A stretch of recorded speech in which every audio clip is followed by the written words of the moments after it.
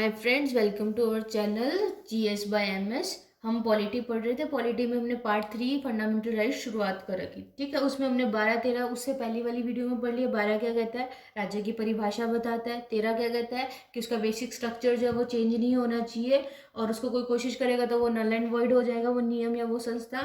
या फिर किसी के मूल अधिकार का उतना ही प्रयोग हो सकता है जितना दूसरे के मूल अधिकार का हनन ना हो। ठीक है। 14 में हमने पढ़ा कि सबके लिए कानून बराबर है, कोई अमीर है, गरीब है, किसी जाति या धर्म का है, बेरोजगार है, अफसर है, अमीर आदमी है, सबके लिए कानून क्या है, बराबर है। हमने 15 में क्या पढ़ा, जाति, धर्म, लिंग, जन्म स्थान के आधार पर कोई भेदभाव नहीं हो सकता। 16 में हमने क्या पढ़ा कि लोक नियोजन यानी जो गवर्नमेंट सर्विसेज हम उसमें सभी को बराबर पता चलेगा कि ये सर्विस निकली है, इतनी वैकेंसी निकली है, जो भी है सबको बराबर पता चलेगा, सबको बराबर मौका दिया जाएगा। हाँ, एक पॉजिटिव डिस्क्रिमिनेशन रिजर्वेशन है, वो पुराने जो पिछड़ा वर्ग रह गए थे उनको उठाने के लिए, उनके अपलिफ्टमेंट के लिए अलग से रिजर्वेशन है। 17 क्या कहता है, अस्पृश्यता यानी एबोल्यूशन ऑफ अनटचेबिलिटी, छुआछूत को खत्म करना। 18 क्या कहता है, टाइटल जो पुराने जमाने में मिलते थे राजा महाराजा, इनके टाइटल्स जो है वो खत्म कर दिए, अब सिर्फ पढ़ाई के टाइटल रह गए, इंजीनियर, डॉक्टर ये, या फिर आर्मी के लेफ्टिनेंट और ये सब ब्रिगेडियर, ये सब जो है ये रह गए, बाकी अब कोई नहीं बचे। आइए हम शुरुआत करते हैं राइट टू फ्रीडम यानी कि स्वतंत्रता का अधिकार। इसे संविधान की रीढ़ भी बोला जाता है, बैकबोन बोला जाता है। आर्टिकल 19 को, किसको, अनुच्छेद 19 को। और हमने पढ़ा इसमें कितने आएंगे, 19 से लेके 22 तक आएंगे। ठीक है, तो सबसे पहले हम 19 को पढ़ते हैं। इसमें हमें 7 तरह की स्वतंत्रता दी गई है। कितने तरह की, 7 तरह की फ्रीडम दी गई है।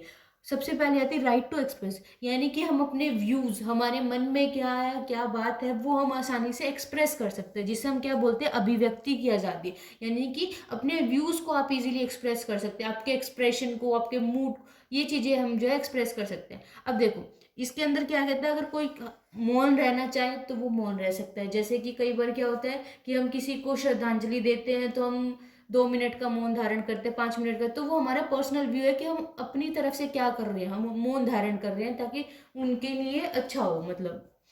फिर क्या आता है, मीडिया, प्रेस, इनको अपनी बोलने की आज़ादी है, मतलब इन पे कोई बंदी नहीं है। आरटीआई, राइट टू नो, यानी कि अगर मुझे कोई चीज़ जाननी है कि सरकार में क्या हो रहा है, उसकी ट्रांसपेरेंसी को बनाने के लिए, उसकी पारदर्शिता को बनाने के लिए राइट टू नो एक्ट इसी के अंडर में आता है। और अगर मान लो हमें किसी का विरोध करना है, तो आपने देखा होगा कि जो बहुत सारी पार्टियों के लोग क्या करते हैं, पुतला जला दें किसी नेता का, तो वो क्या कर रहे हैं, वो उस तरीके से वो विरोध प्रकट कर रहे हैं। कोई काली पट्टी लगा के विरोध प्रकट करता है। तो ये राइट टू एक्सप्रेस यानी अपने विचार व्यक्त करने की आज़ादी हमें आर्टिकल 19 देता है। दूसरा इसका सेकंड पार्ट क्या कहता है, सभा की स्वतंत्रता। मान लो कि हम हैं, मैं किसी, हम कोई भी लगा लो, कोई किसी चीज का विरोध करना चाहता है, तो एक जना आवाज उठाएगा कि मैं इसका विरोध करता हूँ, इतने में दूसरा उठाएगा, उसमें तीसरा उठाएगा। तो ये क्या कर रहा है कि 3 लोगों का उनका एक ग्रुप बन गया, ठीक है, उस सभा का, या सारे बैठ के मीटिंग करना चाहते हैं उस पर्टिकुलर पर्सन या कम्युनिटी, कम्युनिटी नहीं बोल सकते, पर्टिकुलर पर्सन या किसी ग्रुप के आगे, उसमें कि भी ये प्रॉब्लम है इस ग्रुप में, तो वो एक सभा का शांतिपूर्वक बिना हथियार के वो क्या कर सकते हैं, एक गठन कर सकते हैं, मतलब सभा आराम से कर सकते हैं, उसकी स्वतंत्रता है। फिर क्या है, वो अपना ग्रुप बनाना चाहे तो वो ग्रुप बना सकते हैं। इनमें कंडीशंस क्या क्या है कि उनके पास कोई हथियार वगैरह नहीं होने चाहिए।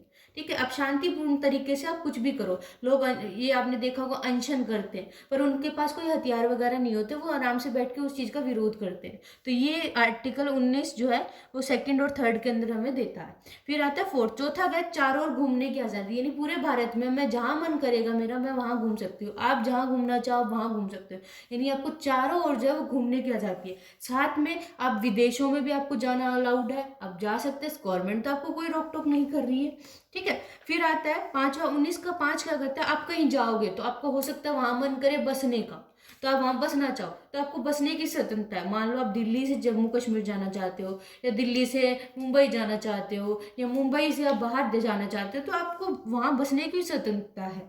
ठीक है, फिर है 19 का 6 पार्ट है संपत्ति। संपत्ति यानी कि आप वहां की संपत्ति ले सकते हो, आप अगर खरीदना चाहो तो आप खरीद सकते हो, आपको संपत्ति का अधिकार है। लेकिन इसमें एक चीज और है कि जब सरकार जो अगर उस संपत्ति को लेना चाहिए यानी उससे कोई और कार्य करना चाहिए तो वो आपको देनी पड़ेगी। तो ये संपत्ति का अधिकार यहाँ से भी कट है। ठीक है, ये अधिकार आपका, कानूनी हक है जिसको आगे शिफ्ट कर दिया गया है। जस्ट इसके बाद हम वो चीज पढ़ेंगे, ठीक है। फिर आता है व्यवसाय। 19 का 7वां पार्ट क्या है? व्यवसाय। यानी आप कोई भी आपका काम करना चाहो, आप प्राइवेट कंपनी में लगना चाहो, आप गवर्नमेंट जॉब में लगना चाहो, आप अपना कोई खुद का कोई सेल्फ का कुछ करना चाहो, अपना बिजनेस करना चाहो, या फिर ये जो ठेला वगैरह जो भी है आपकी इच्छा है वो आप अपने व्यवसाय अपने अकॉर्डिंग चूज कर सकते हैं, ठीक है। तो उससे क्या है, इनका मूल अधिकार छीना नहीं जा सकता, कानूनी हक छीन सकते हैं। अब जो प्रॉपर्टी का हक है वो कानूनी हक में आ गया, मूल अधिकार में नहीं रहा। तो ये था 19 के 7 पार्ट, ठीक है, जिसमें छठा जो है वो मेन उसमें नहीं आता, फिर से वो उसको कट कर दिया गया। तो राइट टू एक्सप्रेस यानी अपने आप को व्यक्त कर सकते हैं। 19 का दूसरा पार्ट क्या कहता है? सभा करने की स्वतंत्रता है, यानी वो अपने आप कुछ भी आप ग्रुप बनाओ बिना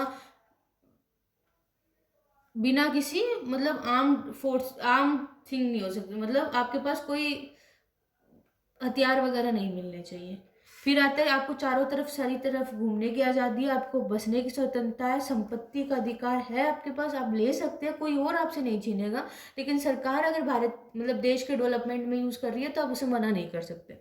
फिर आता है व्यवसाय, ठीक है। अब आइए आगे पढ़ते हैं। तो देखो 44वें संशोधन यानी 44th अमेंडमेंट इन 1978 यानी 1978 के संपत्ति के हक जो है वो फंडामेंटल राइट से हटाकर कानूनी हक में उसको डाल दिया गया। अब गवर्नमेंट ले सकती है सरकार के विकास के लिए, ठीक है। ये और ये बनाया किसने? पीएम मोरारजी देसाई ने बनाया। ये किसने बनाया? मोरारजी देसाई ने। और ये क्या है? भूमि अधिग्रहण बिल है, ठीक है। ओके, अब एक चीज और बताएंगे आप हमें, आप मुझे कमेंट सेक्शन में ये बताइएगा कि ये जो भूमिका है मतलब यहाँ से हटा के इसको डाला कहाँ है? यहाँ से तो हटा दिया इन्होंने, पर इसको डाला कहाँ है वो बताएंगे आप मुझे, ठीक है। और अगली वीडियो में मैं आपको बता दूंगी फिर उसके बाद कहाँ डाला है, ठीक है। फिर आपने एक चीज देखी होगी, पहले इसको हम बाद में डिस्कस करेंगे एक बार। अनुच्छेद 19 यहीं तक था। अब आते हैं 20 के। 20 में क्या आता है? 3 चीजें आती है इसमें, ex post facto, no double jeopardy and no self incrimination, ठीक है। ये क्या कहता है कि मान लो किसी व्यक्ति ने कोई अपराध किया, आर्टिकल 20 का फर्स्ट पार्ट क्या कहता है? X post facto. आप ये जो टर्म्स है इनको ध्यान में रखेंगे। ये क्या कहता है कि किसी भी व्यक्ति पर अपराध करने से पहले और बाद के दिन का कानून लागू नहीं होगा। मान लो जैसे पुराने जमाने में औरंगजेब के टाइम में आंखों के बदले मान लो किसी ने किसी की आंख फोड़ दी तो उसकी आंखें ले ली जाती थी। तो अब ऐसा कोई सिस्टम नहीं है। मान लो किसी ने किसी की गलती से आंख फोड़ भी दी या जान के आंख फोड़ दी, तो ऐसा नहीं है कि उसके बदले में उसकी आंखें ही नोच ली जाएंगी। तो ना तो इतना पुराना नियम लागू होगा, ना ही होगा मान लो कि अब मान लो कोई नया सरकार नियम निकालती, किसी ने आज चोरी की, 3 दिन बाद सरकार ये नियम निकालती है कि जिसने चोरी की उसके हाथ काट दिए जाएंगे।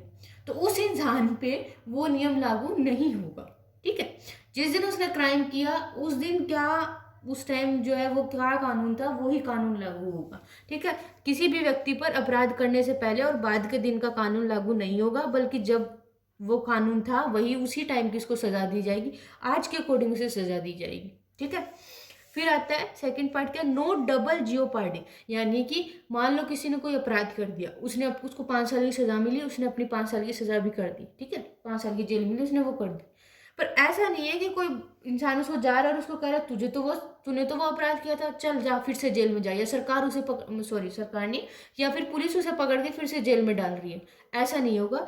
एक सजा, एक अपराध की एक ही सजा मिलेगी, एक ही बार मिलेगी, ठीक है। एक अपराध की एक ही सजा मिलेगी। फिर आता है नो सेल्फ इंक्रिमिनेशन, यानी कि वो इंसान कोई अपने खिलाफ, यानी मेरे खिलाफ मैं गवाही देने के लिए मुझे कोई मजबूर नहीं कर सकता, या मेरे खिलाफ मेरी गवाही मान्य नहीं होगी, तो अपने खिलाफ गवाही नहीं दे सकता कोई, ठीक है। तो ये 3 चीजें थी। आर्टिकल 20 में क्या आता है? एक तो एक्स पोस्ट फैक्टो, यानी किसी भी व्यक्ति पर अपराध करने से पहले और बाद के दिन का कानून लागू नहीं होगा, बल्कि उस दिन का कानून लागू होगा जिस दिन वह उसने अपराध किया, ठीक है। नो डबल जियोपार्डी, यानी एक अपराध की एक ही सजा होगी, बार बार सजा नहीं मिलेगी उसे। मान लो किसी को 6 महीने की जेल हुई है तो वो 6 महीने की जेल काट के वो अपनी नॉर्मल लाइफ जी सकता है उसके बाद। ऐसा नहीं है कि उसे बार बार पकड़ के जेल में डाला जाएगा। तीसरा क्या कहता है? No self incrimination. No self incrimination, अपने खिलाफ वो कोई गवाही नहीं दे सकता, ठीक है। आज का वीडियो इतना ही रखते हैं हम। आप मुझे ये चीज जरूर बताइएगा संपत्ति का अधिकार अब किस में डाल दिया गया है, ठीक है, कमेंट सेक्शन में। और कल हम पढ़ेंगे 21 और 21 के बाद का पढ़ेंगे, ठीक है। Thank you so much for watching our video. Bye, take care.